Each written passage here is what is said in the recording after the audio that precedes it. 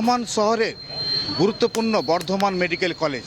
আর এই medical college আসতে কিন্তু দুধারে দুটি রাস্তা রয়েছে, পৃথক রাস্তা। আর এই দুটি পৃথক রাস্তার পাশে রয়েছে ফুটপাত, কিন্তু এই মুহূর্তে ফুটপাত কিন্তু দখলে চলে গেছে। কার্যত বলা যায় যে দুটি ফুটপাত রয়েছে তাতে করে প্রচুর দোকানপাট বসেছে এবং মানুষের আনাগোনা অনেক অসুবিধা।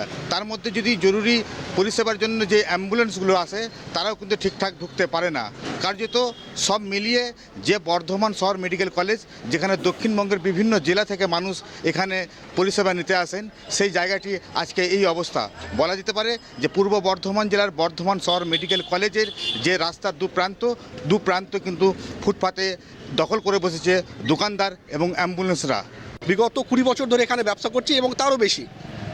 তো এটা কিন্তু এই সময়ের নয়, এখানে আমরা আগে থেকে ব্যবসা করছি এবং শুধুমাত্র এটা আমাদের ব্যবসা নয়, আমরা কোভিড পিরিয়ডে চরম সার্ভিস দিয়েছি।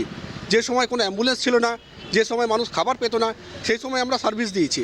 তো এখানে তো এরকম প্রশ্ন আসেই না যে আমরা জবরদখল করে যা মানুষের যাতায়াতের অসুবিধা করে আমরা এখানে ব্যবসা করছি। মূলত ফুটপাত দখলকে নিয়ে ইতিমধ্যেই দুই কাউন্সিলর অর্থাৎ 29 নম্বর ওয়ার্ড এবং 30 নম্বর ওয়ার্ড তাদের সঙ্গে কথা বললে তারা কিন্তু কোনো সদুত্তর দিতে পারেননি। আমি দীর্ঘদিন ধরে ব্যবসা করে খাচ্ছি, আমরা কোনো এখানে পয়সা করে দিই না, বিনা পয়সায় আমরা ব্যবসা করছি দীর্ঘদিন ধরে। তৃণমূলে আমি বসেছিলাম, তারপরে মাঝখানে শিবির 6 সালে ভেঙে দিয়েছিল আগস্টে।